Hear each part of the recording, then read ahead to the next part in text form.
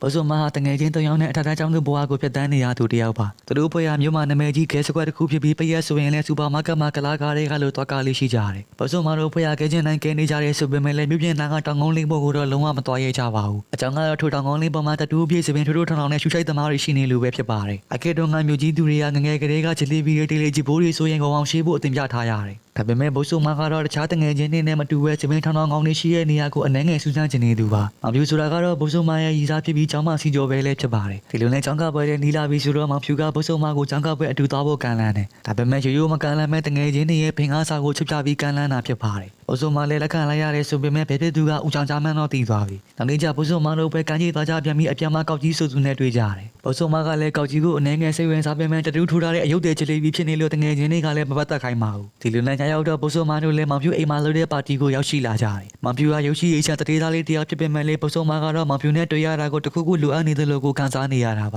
ါအချင်းမောင်ရဲ့ဘုဇုံမကိုအသေးတန်းလိုက်ရှာနေတဲ့ကောက်ကြီးတို့ဘက်ကလည်းပါတီကိုရောက်ချလာတယ်ဘုဇုံမလည်းကောက်ကြီးကိုလမ်းမြင်လမ်းရပေမဲ့မောင်ဖြူအတင်းခေါ်လာတာနဲ့ပဲကိုရီးယားလေးကလဲသွားခဲ့ရတယ်အနောက်မှာတော့ကောက်ကြီးပေါ်ရာတွေနဲ့ပါတီတွေကတတိသားတွေရန်ဖြစ်ကုန်ပြီးကောက်ကြီးတို့လည်းနေထောက်ခံလိုက်ရတယ်ဒါတော့လမ်းမလျှော့သေးတဲ့ကောက်ကြီးကတော့အိမ်ရှိမှာမူးမောက်နေတဲ့ငမူးတကောင်စီကနေအဝတ်စားလေးယူပြီးထဲကိုပြန်ဝင်လာပြီအနောက်ဘုဇုံမကိုလည်းရအောင်ပြန်ရှာပြီးသူတို့နဲ့တူခေါ်ထုတ်သွားဖို့ကြိုးစားတယ်ဘုဇုံမကလိုက်ချင်းပြင်မဲ့တငယ်ချင်းဖြစ်တဲ့ခွတ်တော်ကအတင်းလေးဝင်တာတယ်နောက်ဆုံးတော့ခွတ်တော်ကကောက်ကြီးတို့ကားနဲ့ပါလာခဲ့ပါပြီကောက်ကြီးကလည်းဘုဇုံမတို့ကိုသူတို့ရောဘန်ကြီးပွဲချမ်းလေးရှိတဲ့ပွဲတစ်ခုကိုခေါ်သွားတယ်တငယ်ချင်းခွတ်တော်ကတော့ဟိုရောက်မှပွဲကတော်တော်ချမ်းမှန်းသိသွားလို့တက်စီနဲ့ပြန်သွားပါပြီခဏနေတော့ကောက်ကြီးတို့အလဲရောက်လာပြီးကောက်ကြီးတို့ကလည်းစင်မမဘုဇုံမကိုပုံချောင်နဲ့တချင်လေးတစ်ပုတ်တက်ဆွဲတယ်ဘုဇုံမလည်းကောက်ကြီးတို့နဲ့မိုးလင်းပေါက်တီခဲလိုက်တာအင်ကိုပြင်းပေါက်ကနေပါခိုးဝင်လိုက်ရတယ်ကောက်ကြီးကိုချက်ချင်းပဲအသေးဆွဲပြသွားတဲ့ဘုဇုံမကလည်းမနဲ့မိုးလင်းနာနဲ့မောင်ဖြူကိုဖျက်ပစ်လိုက်ပြီအဒီနောက်အကားတင်နာမှာတငယ်ချင်းတွေနဲ့တွေ့တော့တငယ်ချင်းတွေကလည်းဂျလီဘီကောင်နဲ့တွေ့လို့သိမကြည့်ချင်ကြပါဘူးဒါပေမဲ့လေဘုဇုံမကတော့ဒါတွေကိုသိကူးဆိုင်သူမဟုတ်ပါဘူးနိုင်တော့လည်းမိဘတွေကိုကြောင်ကကောင်နေနဲ့ရုပ်ရှင်သွားကြည့်မယ်လို့လိမ်ပြီးကောက်ကြီးတို့ရဲ့ဂျလီဘီစကြက်ကိုထပ်သွားပြန်တယ်ထို့နောက်မှာတော့ကောက်ကြီးနဲ့လည်းတရားဝင်ချစ်သူတွေဖြစ်သွားကြပြီးဘုဇုံမအင်ကိုသွားကြည့်ပြီးပြန်ရောက်လာတယ်သွားကြီးပြီးနေတော့ရှိသေးမိဘတွေကလည်းသူတို့ကိုလိမ်မှန်းရှိမိသွားလို့အပြင်ထောက်ခင်မှာပေးပြင်လိုက်ပြီဒါပေမဲ့ကောက်ကြီးကလည်းပြင်းပေါက်ကနေခိုးဝင်ပြီးလာတွေ့ရှာပါတယ်နောက်ပိုင်းတော့ဘုဇုံမလည်းကောက်ကြီးနဲ့ပေါင်းတာများပြီးလက်တွေနားတွေမှာပါအချုံနေအကွင်းတွေဖြစ်လာတယ်တငယ်ချင်းတွေနဲ့လည်းတိတ်မပေါင်းမြတ်တော့ပဲကောက်ကြီးနဲ့ပဲပျော်ရွှင်နေခဲ့ပါတယ်ကြာရတဲ့သတင်းတွေရတငယ်ချင်းများများဆိုသူကလည်းကြီးစားမောင်ပြူနဲ့တွေ့သွားပြီလို့သိရှိရတယ်ဒီလိုနဲ့တနေ့မှာတော့ကောက်ကြီးကသူနဲ့အတူမြို့မှာကျောင်းလိုက်တဲ့ဘုဇုံမကိုဖိတ်ခေါ်တယ်ဒါပေမဲ့မိဘတွေကမလွန်ဆန်နိုင်တဲ့ဘုဇုံမကတော့မိဘရဲ့တက်ခိုင်းတဲ့ကျောင်းမှာပဲဆက်တက်ရမှာပါနောက်ပိုင်းမိဘတွေကပါကောက်ကြီးနဲ့ဘုဇုံမတို့အကြောင်းကိုသိသားပြီးဂျလီဘီတွေနဲ့လုံးဝသဘောမတူနိုင်ကြောင်းအပြတ်ပြက်လိုက်ပြီမိဘတွေကမောင်ဖြူလိုကောင်မျိုးနဲ့ပဲတွဲစီချင်တာပါဒါပေမဲ့ဘုဇုံမကတော့ပတ်စံချမ်းသာတာတွေပါလေလုံးဝထင်မကြည့်ပါဘူးဒါကြောင့်ဘုဇုံမလည်းသူရီးစားထင်သလားမဆိုးဘူးဆိုတာကိုသိရအောင်မိဘတွေနဲ့တွေ့ပေးဖို့စီစဉ်လိုက်ပြီဒီလိုနဲ့ကောက်ကြီးကလည်းချိန်ထားတဲ့နေ့မှာဘုဇုံမတို့အိမ်ကိုရောက်ရှိလာတယ်ကောက်ကြီးဘသူနဲ့မှမတွေ့သေးခဲ့မှပဲနေဂျလီဘီနဲ့ယူရင်ဒုက္ခရောက်မယ်ဆိုပြီးမိဘတွေပြောနေတဲ့အတန်ကိုကြားလိုက်ရတယ်ကောက်ကြီးလည်းအချိန်နဲ့သိသွားပြီးမို့လို့ညီမကားတွေကလို့သူ့ဘဝထဲမခေါ်ရတာကြောင့်လာရလန်းလေးတမ်းပဲလက်ပြန်ခဲ့လိုက်ပါပြီကောက်ကြီးရမလာလို့မိဘတွေကလည်းဘုဇုံမကိုပြဿနာရှာတယ်လို့ဘုဇုံမကလည်းကောက်ကြီးကိုပြဿနာပြန်ရှာတယ်ဒါပေမဲ့လည်းတမိုင်းပေးတာဝန်ရကောက်ကြီးပြန်ချောလိုက်လို့ပြန်ဆင်ပေးသွားခဲ့ပါပြီ။နောက်နေ့မှာတော့ဘုဇုံမဟာတငယ်ချင်းကွက်တော်ရဲ့မွေးနေ့ပေါ်တက်လက်ဆောင်လေးသွားပြီးအကြောင်းကွက်တော်ကလည်းတခြားတငယ်ချင်းတွေသဘောမတူတဲ့ကြားကနေဘုဇုံမရောက်ကောက်ကြီးကိုပါသူ့မွေးနေ့ပါတီကိုအတူလာဖို့ဖိတ်ခေါ်လိုက်ပြီးဘုဇုံမလည်းကောက်ကြီးနဲ့အတူပဲမွေးနေ့ပါတီကိုတကယ်ရောက်ရှိလာတယ်။သတ္တကျန်တော့အဆင်ပြေနေကြပေမဲ့မောင်ဖြူနဲ့ထိတိုက်သွားပြီးတော့လက်ကွဲလူပွဲကြီးစတင်ဖြစ်ပေါ်လာတယ်။ကောက်ကြီးလည်းသူ့ကိုသေးပေါင်းလာချိန်လို့စော်ထဲလိုက်တာမောင်ဖြူနှာခေါင်းသွေးကြီးပါရှမ်းကျသွားတယ်။ဒီကိစ္စကြောင့်ကွက်တော်ကလည်းဆိတ်ဆိုးပြီးဘုဇုံမတော်ကိုနင်းထုတ်တယ်။ဘုဇုံမကလည်းထုံးစံတိုင်းကောက်ကြီးကိုထပ်မံပြဿနာရှာပြီးဒီခါတော့လမ်းမှာခွဲပစ်လိုက်ပါပြီ။ဒီလိုနဲ့နေရာလုံးသေးလေးကွဲလိုက်ကြပြီးအသေးခွဲတချင်းလေးတွေနဲ့ဖိလိုက်ကြတယ်။တနေ့ကျအသေးကွဲနေတဲ့ဘုဇုံမစီကိုမောင်ဖြူရောက်ရှိလာပြီးမြမနဲ့လမ်းခွဲလိုက်ပြီးဖြစ်ကြောင်းလာပြောတယ်။အဲဒီနောက်ကျောင်းကောက်ပွဲကိုလည်းသူနဲ့အတူတက်ပေးဖို့ဖိတ်ခေါ်တယ်။ဘုဇုံမကလည်းကောက်ပွဲတက်ဖို့အဖို့မရှိလို့လက်ခံလိုက်ပြီးပြန်တွဲမှမဟုတ်ကြောင်းကိုလည်းတခါတည်းပြပြောထားလိုက်ပြီးအဲဒီနောက်ဘုဇုံမကလည်းပုံကျဲနေတဲ့ခွတ်တော်ကိုအသေးကွဲနေကြောင်းရှင်သွားဖွင့်လိုက်တော့ခွတ်တော်ကလည်းလက်တော်မစေးနိုင်မှထားနှသိပေးတယ်။နောက်ပိုင်းကျမင်္ဂလိတို့ရဲ့ထုံးစံတိုင်းစကွက်ထဲမှာခွာပြေကုန်ပြီးနောက်ဆုံးမများတယောက်တည်းပဲတစ်ဖွဲ့ဖြစ်သွားရတယ်။ဘုဇုံမတို့လည်းကျောင်းကောက်ပွဲတဲ့ဝစ်စုံနေပါရီရွေးရမန်းတွေလေးကိုရောက်ရှိလာပါပြီ။ဒီနေ့ပြန်ကြတော့ဖာသာကြီးကလည်း TV မှာလာနေတဲ့ချီချင်းကြီးကြည့်ပြီးတမီးပြည်သူကိုဘွားကိုစိတ်ကြိုက်စီမံခွင့်ပေးဖို့ဆုံးဖြတ်လိုက်တော့တယ်။ဒီတော့ motivation ရသွားတဲ့ဘုဇုံမကလည်းဝယ်လာတဲ့အင်ဂျီဒီဇိုင်းတွေကိုသူစိတ်ကြိုက်ပြောင်းလဲပြစ်လိုက်ပြီးဒီလိုနဲ့ကောက်ပွဲကိုရောက်ရှိလာပြီးခင်းတဲ့ခွင်းတွေကိုကျွန်တော်တို့လည်းရုပ်ရှင်တွ